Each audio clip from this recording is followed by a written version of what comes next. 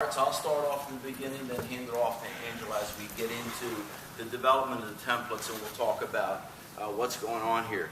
The first thing that I want to mention, anybody that sat in the this morning's presentation by Bob Gaylord, notice that he used the phrase, a path to product. And this is exactly what this is. Forget that it's a BIM product, but it is a path to products. What we'll do is what is BIM, the importance of our industry, the trends, and who's currently involved. You've got legal issues dealing with some states and local municipalities requiring it, as well as individual entities. And then we'll go into the development of the product templates that shows exactly what we're looking for at this phase of the operation.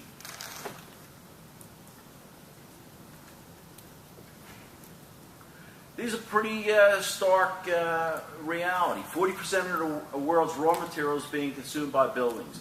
Facilities consume 40% of the world's energy. 6.5% of the total U.S.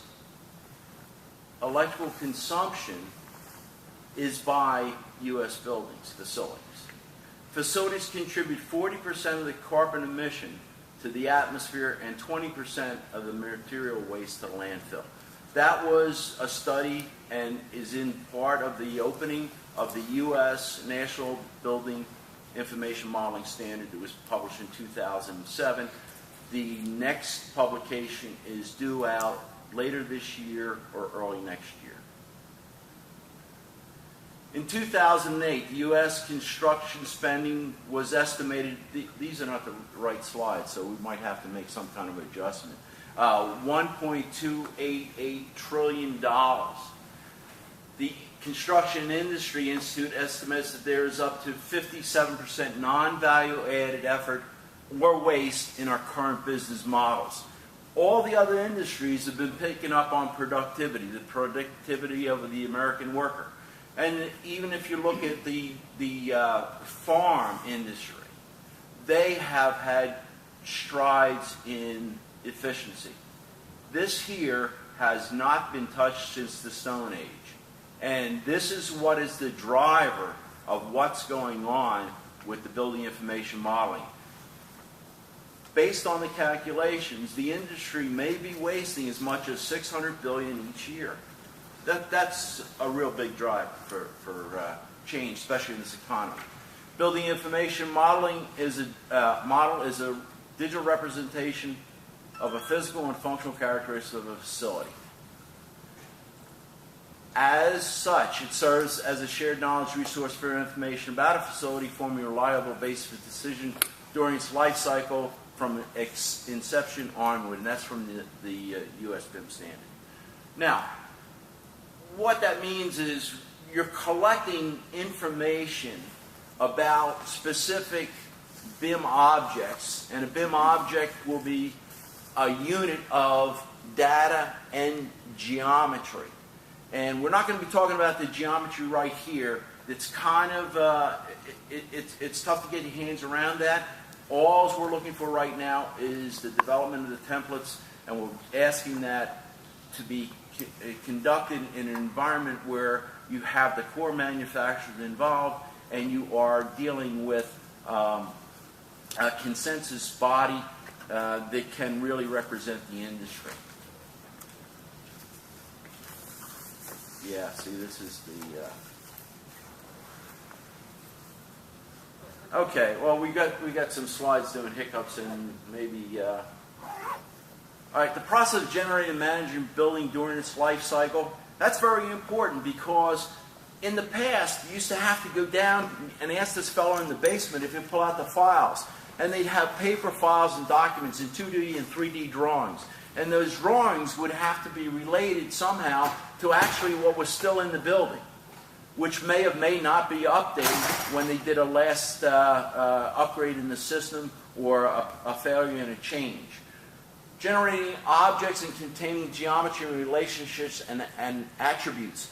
That's what we're looking to do here. We're looking to find out what the manufacturers consider the basic attributes required to move a product from the manufacturer to the building and to place it in use. So we're looking at the linkage of this geometry and the attributes associated with a product.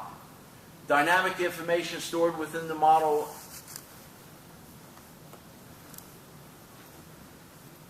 so as factors change, the model adjusts with it. What that means is that there's two ways to model. One way to model is to place all of the information with the model itself. You have one image, one data set.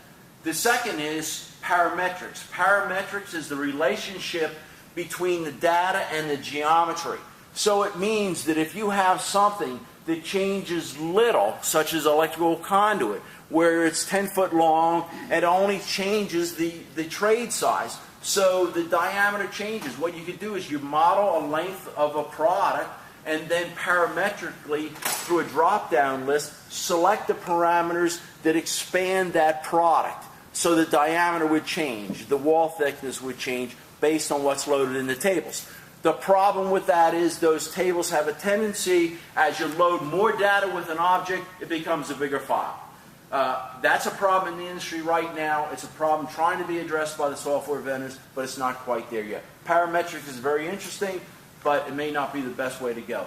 Bridging information between design, building to operation, and the building takeover. It's very important that once you're established this, and this is going to be the core of the product, it's going to sit and reside as a living document, an electronic living document, in the vaults in the building someplace. They can be accessed by all of the stakeholders at any point in time when they require the information. It's very important if you have an outage and you want to replace a prop, or you've got a leak in a building, you want to say, what's the possibility of what that leak is coming from?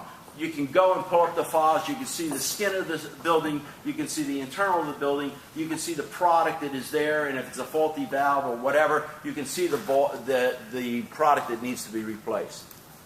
A small portion of the facility's life cycle cost occurs during the design construction phase, where decisions have the greatest impact. This is really crazy stuff, but it's actually true.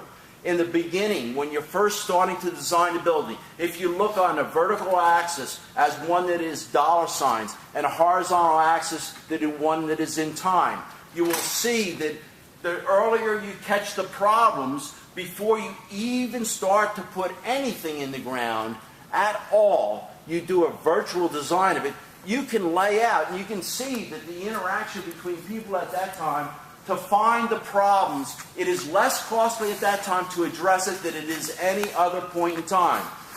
Especially it ramps up real high in the cost once physical construction starts. Most... Can I share a story, Marty, about that? No. This is my time. I know. Go ahead. We built our house, I don't know, say 15 years ago.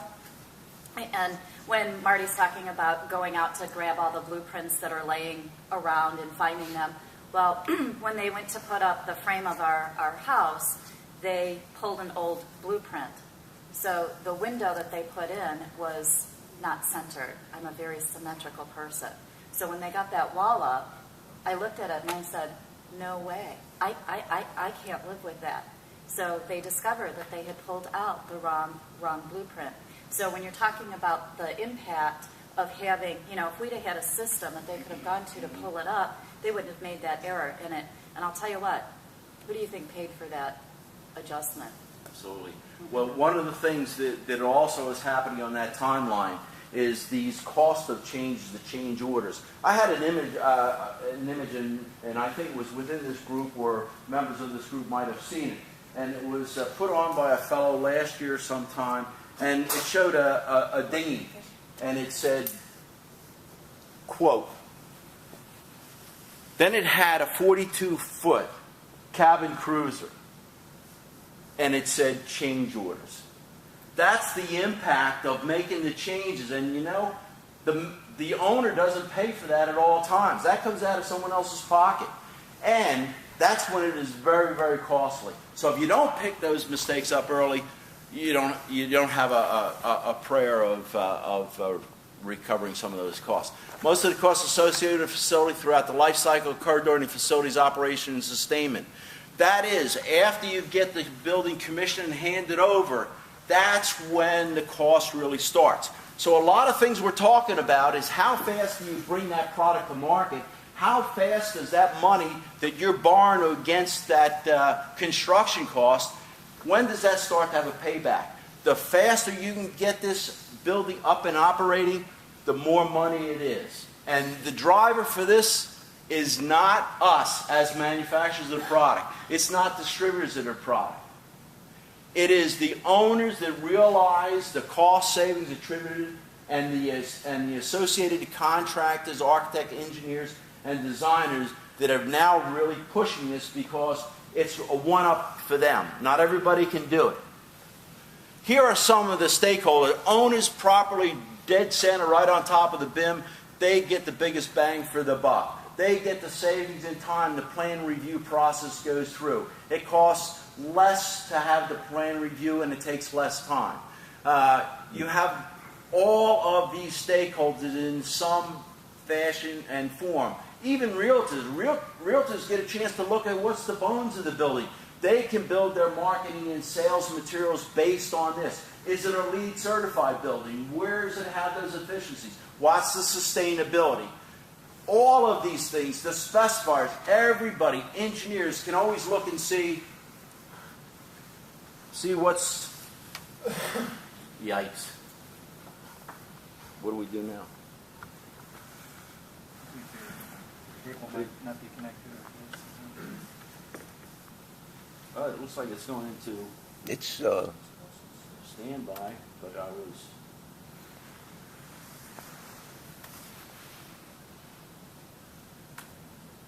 Okay. So we got a couple slides here of the people that are involved, and it's quite extensive. That all of these testing and simulation, we have some products right now that if you had the data for it, you could probably model it because there is software out there to do it. Certainly we're all aware of lighting, the big changes in lighting. DOE, Department of Energy, is going through growing pains right now where they're trying to look at what is the best method to evaluate long-term performance of these buildings. Real performance, not paper performance and not calculated performance. Real performance of what's going on in the industry. Fabricators, they have some designs now that are so intricate you could never even approach doing it. And they're doing it on time and cost savings that are attributed to if it was a stock off-the-shelf item. It is great stuff. Fabricators can fabricate because they have exactly the dimensional diagrams that they needed in their workplace, and they have the latest one because they pull it periodically on a twice daily or daily basis. At the beginning of the day, here's the new shop drawings, all the changes that have been made. First responders, you wouldn't think about it, but these guys are the guys that go in and save our butts if we get in a problem in a building. These guys would surely like to know a little vision ahead to say, what am I going to be dealing with this? And some of the programs right now that are out in the marketplace are absolutely stunning. They can show those, if they have the documents up to date, they can show an image of that building, exactly where the fire started. They see the whole layout. They know where people may be. Buildings that are not, doors that they need to open because they know what's behind them already and it wouldn't be a person in there. It would be equipment. So all of these things, it's very dynamic, but it all gets back to, Bob said, a path to the product. It all starts when a product's manufactured. Nothing goes in and gets designed unless there's a product that is manufactured to fulfill the purpose. Manufacturers are the key in this, and not only that, but electrical manufacturers in this industry are the people that know their products best. Why would you want to take something from the European countries or someone else that designed it because they needed to have it, or an architect and engineer that's using it because they used a screen scraper service that went out and pulled one of your documents, but they have no ownership to it. You changed that document or you found errors where the design was pulled, but it's still out there because there's no ownership. And this is where we're going for. Life cycle information collection point of a facility, that's the backbone, that's what we're talking about. That's what we're talking about, the building information model. Allows the creation of facility information relationship. Once you get the data in there, you can do a lot of other things. Parametrics, if you change the design on a parametric design, and you have a shaft because a motor has to be replaced, and the other design is not available, you will know that that shaft physically changed size. It will show you that the gearing that is coming off, or the pulley coming off of that, now needs to be changed. It shows the relationship, it shows the spatial relationship between one object and another. You can also do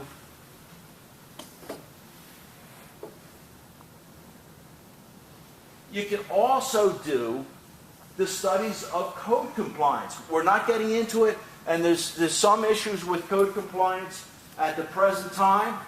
There are some envelope of the building that has been designed. The ICC went through a project that failed, but is now being taken up by another organization. And Target put a presentation on it. They're very interested in this. Target puts 1,747 stores, I think they have operational. It cost them $40 million to miss a target on the opening of the store because the product and the revenue starts to generate from the time the store opens. So these are issues that they're trying to deal with moving forward, and that the relationships that are developed from this data right now, we're not even aware of some of the things that could be used in the future.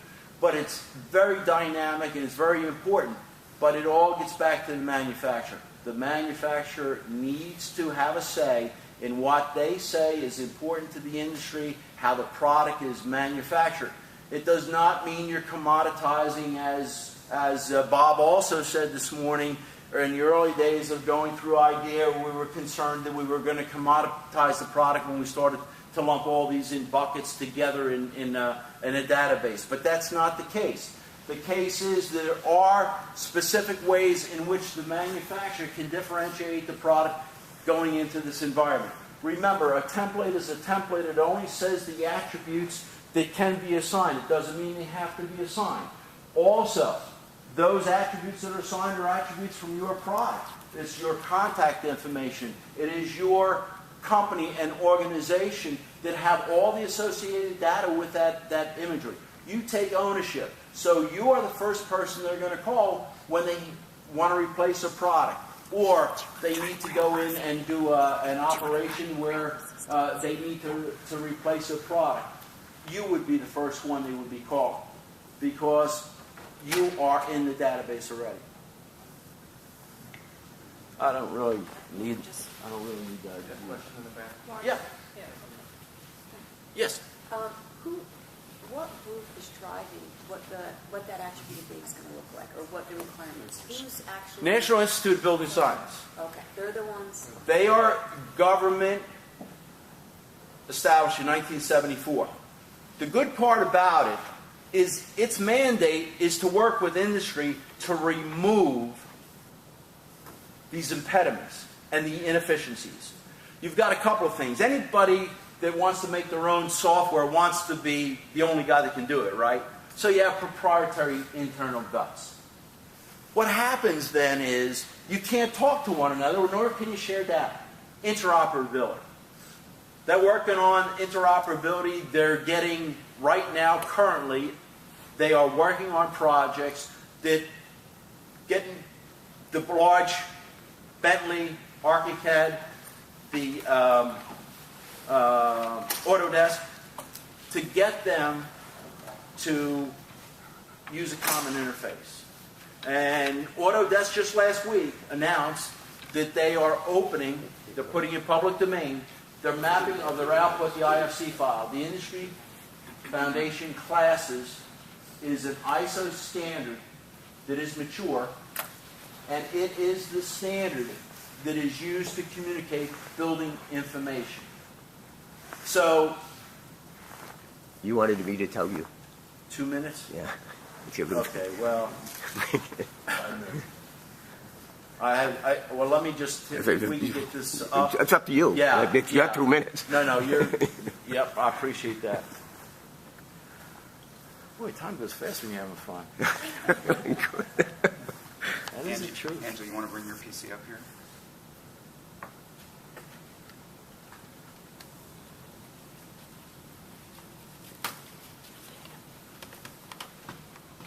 Now, who would have thunk it, huh? Doesn't this go to 1105, John? Okay, so the National Institute of Building Sciences is one of the things that, yeah, it's supposed to be, yeah, with the minutes. So, the National Institute of Building Sciences, well, the other good thing about it is a lot of the product comes out because it's taxpayers' money, is free or in the public domain. So, you can understand that a driver on that aspect of it is a lot of government services don't want to be paying for data that they need to build their facilities. So free is really great for them. And right now, with some of the agencies, we had a presentation from GSA saying that their budget was severely cut this year. I think 4% of 100% they really needed that was pared back from the original requirements, and only 4% of that real need was actually funded. So everybody's looking to cut it back, and that will be a good one. Let me just say the relationship to a couple of things that you're going to see on the slides. Number one is that the National Institute of Building Sciences is housing all these operations. They have some projects. One of the projects is the Whole Building Design Guide. The Whole Building Design Guide, product guide, is a website, and it's a portal in which these templates are going to be housed. So once they get out there, they get vetted, they get posted out there. It's up to you as the manufacturer, distributor, whoever, it's out in their public domain, to go in and pull out and populate. Certainly the manufacturers are the key in this point because they want the manufacturers to get the data out there and start using these products. The other thing is, within that template, that area, there's a government agency that is driving a lot of this influence, and it's they have a COBE, construction operation building information exchange, and what it does is it is one of the tools that Angela will be showing you later, maybe, and it is one of the tools that is already out there and available, and again, it was free. It's an Excel spreadsheet based, but the output is an IFC file. So you don't need to know about the output. They're doing that in another machine or a BIM server type of software, but it's an Excel spreadsheet that figured that most everybody had an Excel spreadsheet. It was not a requirement to buy any software or anything like that, so everybody should be able to use it. So you just download the templates and populate the templates with your specific information, using as a straw man that starting point with the attributes they've assigned, but it is no way the attributes you have to accept and maintain. Those attributes are attributes that you're expected to build on and to grow on and to push forward with. SPI. The SPI committee, Specifications, Properties, Information Exchange. That information there is, the organization is within the Whole Building Design Guide, and under the BuildingSMART Alliance. BuildingSMART Alliance has these projects ongoing. Some are funded by them, some you need to put on additional funding to get some specific products done, and so forth and so on. But the relationship between those is that what the output, they're calling the output of the COBE worksheet for the stuff that we're really looking at, and that is only the data component. COBE worksheet is used to collect all the information associated with the job that they have going on in the government, and as such, it works as a repository for all the data and collection. It is the forerunner of feeding up the line into the BIM system as we start to get it out. One of the things that they're trying to go for here is understanding that the software vendors already have their own databases, but there's no way those databases are all the same. If you look at all three of the manufactured products, you will see that the outputs of those product files are specifically made for their internal use and needs, and that they're nowhere in common. And what we're trying to do now is we're trying to, well, now we got another problem. We don't have this.